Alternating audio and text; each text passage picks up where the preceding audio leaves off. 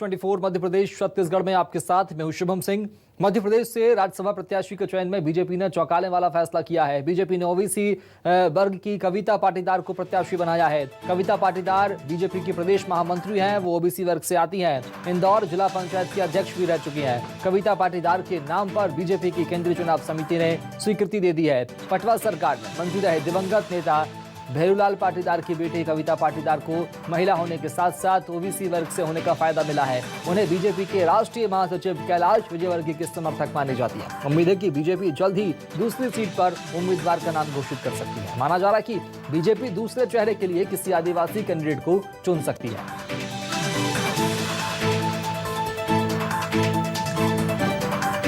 और कविता पाटीदार कौन है, जरा आपको वाकिफ कराते हैं। तो कविता पाटीदार को उम्मीदवार बनाए जाने के बाद में अब आपको बता दें कि कविता पाटीदार फिलहाल बीजेपी की महामंत्री हैं। दिवंगत नेता भैरूलाल पाटीदार की बेटी है कविता पाटीदार। ओबीसी वर्ग से कविता पाटीदार ताल्लुक रखती हैं। जिला पंचायत इंदौर की अध्यक्ष भी रह चुकी हैं कविता पाटीदार। प्रदेश महामंत्री है बीजेपी में। संगठन में प्रदेश महामंत्री, प्रदेश मंत्री भी रही हैं और बीजेपी के राष्ट्रीय महासचिव कैलाश विजयवर्गीय की समर्थक मानी जाती हैं। कविता पाटीदार ओबीसी का चेहरा है। कविता पाटीदार फिलहाल बीजेपी में प्रदेश महामंत्री हैं।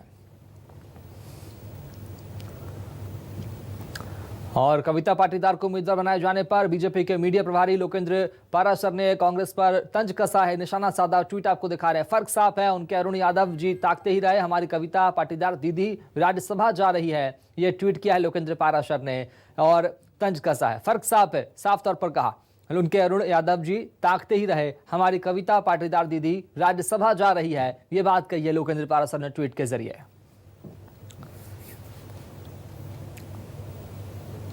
इधर भाजपा की दूसरी सीट का सस्पेंस खत्म हो गया। अब दूसरा नाम भी प्रदेश के खाते से आने की उम्मीद बढ़ गई है। एमपी से पीयूष गोयल के राज्यसभा जाने की चर्चाएं थी, लेकिन गोयल महाराष्ट्र से उम्मीदवार बनाए गए। ऐसे में दूसरा नाम प्रदेश के खाते से ही जाने की उम्मीद अब जग गई है। प्रदेश से आदिवासी या दलित प्रत्याशी को चेहरा बनाया जा सकता है। बीजेपी के द्वारा चौंकाने वाला नाम भी सामने आ सकता है। तमाम कयास लगाए जा रहे हैं। एक सीट के लिए कविता पाटीदार का नाम सामने आया और अब दूसरी सीट जिस पर पीयूष गोयल का नाम चल रहा था, लेकिन अब पीयूष गोयल महाराष्ट्र से राज्यसभा जा रहे हैं। तो ऐसे में एक प्रदेश के अंदर से ही कोई चेहरा बीजेपी निकालकर सामने लाएगी। और चलेंगे राजधानी भोपाल, सहयोगी राकेश चतुर्वेदी से बात करेंगे। राकेश, बीजेपी दूसरी सीट पर प्रदेश से कैसा चेहरा निकालकर सामने लाएगी? कौन सा नाम हो सकता है? किन तरह पर किस तरह के कयास लगाए जा रहे हैं सियासी गलियारों? देखिए शुभम, जिस तरह से बीजेपी ने जो पत्ता खेला है, दाव चला है, एक तीर से कई निशाने साधे हैं। कविता पाटीदार की बात करें तो महिला है और कांग्रेस जो मध्य प्रदेश में मुहिम चलाने का प्रयास कर रही थी आधी आबादी की, उसके तहत कविता पाटीदार को टिकट देकर ये पत्ता चला है। ओबीसी का बड़ा दाव बीजेपी ने खेला है और कविता पाटीदार का टिकट होने के साथ ही लगातार बीजेपी कांग्रेस पर हमला कर रही है। बीजेपी का ये आरोप है कांग्रेस पर कि कांग्रेस ने विवेक तन्खा को राज्यसभा भेजा है, जबकि अरुण यादव बीजेपी की ओबीसी वर्ग के बड़े नेता हैं, वो अब ताकते रहे और बीजेपी ने ओबीसी का नेता राज्यसभा भेज दिया है। अब दूसरे समीकरण की बात करें, ये कयास लगाए जा रहे थे कि केंद्रीय मंत्री पीयूष गोयल राज्यसभा से मध्य प्रदेश का चेहरा हो सकते हैं, लेकिन पीयूष गोयल को महाराष्ट्र से टिकट मिल चुका है। ऐसे में माना जा रहा है कि जो दूसरा नाम है अब मध्य प्रदेश के खाते से ही आएगा। और मध्य प्रदेश में जिस तरह से 2023 की तैयारियों को लेकर बीजेपी चल रही है, ये अब तय है कि ओबीसी चेहरे के बाद बीजेपी आदिवासी या दलित वर्ग का पत्ता खेल सकती है, यानी आदिवासी या दलित वर्ग का चेहरा का नाम है, दूसरा नाम हो सकता है। लेकिन एक और हम समीकरण की बात करें कि युवा पर सबसे अधिक फोकस है। कविता पाटीदार को टिकट देकर युवा वर्ग को भी साधने का प्रयास किया गया है और बीजेपी ये लगातार मैसेज देने का प्रयास कर रही है कि नए युवाओं को मौका दिया जाएगा। तो ऐसे में जो तमाम बड़े दिग्गज नेता हैं, उनको बजाय किसी नए चेहरे को टिकट मिल सकता है राज्यसभा चुनाव के लिए, ये मानकर चल रहे हैं। हालांकि वो चेहरा कौन होगा ये कहना अभी जल्दबाजी है, लेकिन जो जिस तरह से तमाम समीकरण चल रहे हैं उसको लेकर कह सकते हैं कि बीजेपी आदिवासी या दलित वर्ग से किसी नए चेहरे को सामने ला सकती है। और इसका जो बात करें नए टिकट की, तो ये माना जा रहा है कि आज देर रात या कल शाम तक जो दूसरी सूची है वो जारी हो सकती है, जिसमें मध्य प्रदेश के दूसरे चेहरे का नाम होगा। फिलहाल हम बात करें तो राज्यसभा चुनाव को लेकर लगातार बीजेपी और कांग्रेस एक दूसरे पर हमलावर हैं और ओबीसी का टिकट फाइनल करने के साथ ही बीजेपी ने ताबड़तोड़ कांग्रेस पर हमले किए हैं। राकेश, एक समझने वाली बात यहां यह है आपसे कि क्या दलित या आदिवासी चेहरे पर ही बीजेपी दांव खेलेगी, इस बात में कितनी दम है राकेश?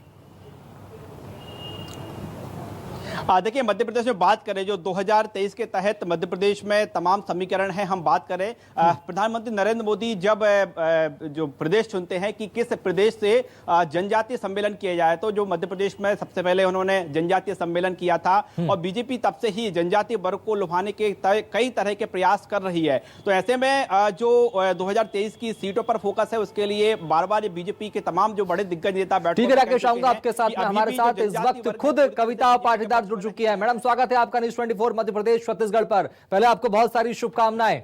बहुत धन्यवाद। आपके नाम पर मुहर लगाई है बीजेपी ने, पार्टी ने बड़ा मौका दिया आपको, कैसे देखेंगे इस पूरे मौके को आप? जी, मैं सबसे पहले हमारी पार्टी को बहुत बहुत धन्यवाद दूंगी। माननीय मुख्यमंत्री शिवराज सिंह चौहान जी, हमारे प्रदेश अध्यक्ष माननीय विष्णुदत्त शर्मा जी, हमारे केंद्रीय नेतृत्व को, सभी को मैं बहुत बहुत धन्यवाद प्रेषित करती हूँ। मध्य प्रदेश के विकास में क्या भूमिका निभाएंगे आप राज्यसभा जाकर? जी बिल्कुल, मध्य प्रदेश ने विकास में नए आयाम स्थापित किए हैं। पार्टी में संगठन में महामंत्री होने के दायित्व का निर्वहन करते हुए पार्टी को बूथ तक मजबूत करके सारी योजनाओं का नीचे तक प्रसारण हो, ज्यादा से ज्यादा लोग उन योजनाओं का लाभ ले, ये मैंने पहले भी काम किया और अभी भी मेरा प्रयास रहेगा कि जितनी भी जन कल्याणकारी योजना है उनको नीचे तक मैं बहुत ज्यादा, जितने भी पात्र व्यक्ति हैं उनको मैं उनका लाभ दिलवाऊं। आप एक युवा चेहरा हैं, आप एक यंग चेहरा हैं, और ऐसे में क्या संदेश देंगे आपकी उम्र के कार्यकर्ताओं को? देखिए, मैं बहुत खुश हूँ कि युवा लोगों को पार्टी नेतृत्व दे रही है। हमारी भारतीय जनता पार्टी ने संगठन में भी युवाओं को मौका दिया है। हमने जिलाध्यक्ष और मंडल अध्यक्षों को की भी उम्र हम लोगों ने कम करके युवाओं को आगे लेकर आए थे। महामंत्री भी मुझे बनाया गया है और आज मुझे बहुत बड़ी जिम्मेदारी दी है। युवाओं के लिए मैं इतना ही कहना चाहूंगी कि अपने कार्य को 100% ईमानदारी से, कर्तव्य निष्ठा से करें तो अवसर जरूर पार्टी देती है, भगवान जरूर आपको अवसर देता है। ये कहना सही होगा कि आपके संघर्ष को सफलता मिली है, परिणाम मिला है? जी बिल्कुल, मैंने मेहनत की और भारतीय जनता पार्टी मेहनत करने वाले कार्यकर्ताओं को आगे बढ़ाती, क्योंकि हमारी पार्टी कार्यकर्ताओं को पर आधारित, संगठन पर आधारित पार्टी है। बीजेपी के राष्ट्रीय महासचिव कैलाश विजयवर्गीय जी की आप समर्थक मानी जाती हैं और काफी सहयोग आपको उनका मिलता रहा है, कैसे देखेंगे? क्या उन्हें जब इस बात की जानकारी लगी तो उनका क्या कुछ रिएक्शन था, बात हुई आपकी उनसे? सभी पार्टी के वरिष्ठों का फोन आया और मुझे उन्होंने सभी ने आशीर्वाद दिया और नेचुरल मेरे लिए सभी हमारे जो वरिष्ठ है उनका जीवन काल मेरे लिए एक आदर्श के रूप में मायने रखता है और उनके दी हुई सीख को मैं आगे लेते हुए, क्योंकि मेरे पिता का भी जीवन मेरे लिए एक प्रेरणा स्रोत है, मैं उनके दी हुई सीख को साथ में रखकर अपने कर्तव्य पथ पर आगे बढ़ूंगी। विधानसभा चुनाव नजदीक, ज्यादा वक्त नहीं बचा है। जी विधानसभा के चुनाव हमारे नजदीक है। अभी तो स्थानीय निकाय के चुनाव भी बिल्कुल, हमारे पंचायत चुनाव की भी मध्य प्रदेश में आचार संहिता लग गई है। स्थानीय निकाय के चुनाव के बाद फिर हमारे विधानसभा के चुनाव और लोकसभा, और मुझे पूरी उम्मीद है कि भारतीय जनता पार्टी सभी चुनावों में भारी बहुमतों से विजयी होगी। चलिए ठीक है, बहुत शुक्रिया कविता पाटीदार जी जुड़ने के लिए, बातचीत करने के लिए। रुक करेंगे स्वर्गीय राकेश का। राकेश, अभी कविता पाटीदार जी खुद जुड़ी थी, संदेश देने की बात कर रही थी कि युवाओं को मौका मिला है, कार्यकर्ताओं को मौका मिला है, संघर्ष की बात वो लोग कर रही थी। आने वाले वक्त में कविता पाटीदार के नाम पर मुहर लगाना, बीजेपी ने क्या संदेश देने की कोशिश किया है पार्टी कार्यकर्ताओं को? देखिए, बीजेपी की ओर से बात करें तो बीजेपी ने कविता पाटीदार को टिकट देकर एक तीर से कई निशाने साधे हैं। बीजेपी की सबसे जो बड़ी मध्य प्रदेश में मुहिम चल रही है ओबीसी वर्ग को लेकर चल रही है, चाहे कांग्रेस हो चाहे बीजेपी हो, और कविता पाटीदार ओबीसी वर्ग से आती हैं तो ओबीसी वर्ग का पत्ता चला है। कविता पाटीदार युवा है तो युवा का पत्ता चला है, कविता पाटीदार महिला है तो महिला का भी पत्ता चल दिया है। और जाहिर तौर पर जैसे ही टिकट कविता पाटीदार को मिला है, बीजेपी लगातार ताबड़तोड़ हमले कर रही है, कांग्रेस से सवाल पूछ रही है। दरअसल हम बात करें मध्य प्रदेश में राज्यसभा चुनाव को लेकर तो 3 सीटें खाली हैं, जिसमें 2 सीटों पर बीजेपी प्रत्याशी और 1 सीट से कांग्रेस प्रत्याशी का जाना तय माना जा रहा है। अब कांग्रेस ने अपना एक प्रत्याशी विवेक तनखा को उतार दिया है, हालांकि अरुण यादव भी प्रबल दावेदार माने जा रहे थे। अब चूंकि कविता पाटीदार ओबीसी वर्ग से हैं तो बीजेपी हमला कर रही है कि कांग्रेस ने ओबीसी वर्ग का नेता यानी अरुण यादव को क्यों नहीं चुना। विवेक तनखा पहले राज्यसभा भेजे जा चुके हैं, उनको रिपीट किया गया है। तो कह सकते हैं कि बीजेपी ने जो सियासी अपना जो पैंतरा फेंका है, जो सियासी दाव चला है, ये बीजेपी के काफी पक्ष में जाएगा। और जिस तरह से ओबीसी का जो मुद्दा मध्य प्रदेश में गूंजा हुआ है, तो बीजेपी ने एक संदेश देने का प्रयास किया है कि ओबीसी वर्ग को बीजेपी पार्टी की ओर से तवज्जो दी जा रही है और यहाँ स्थानीय स्तर पर नहीं बल्कि राज्यसभा में भी ओबीसी वर्ग का जो चेहरा है उसे वहां पर भेजा जा रहा है। ठीक है, बहुत शुक्रिया राकेश, खबर को विस्तार से बताने के लिए, बातचीत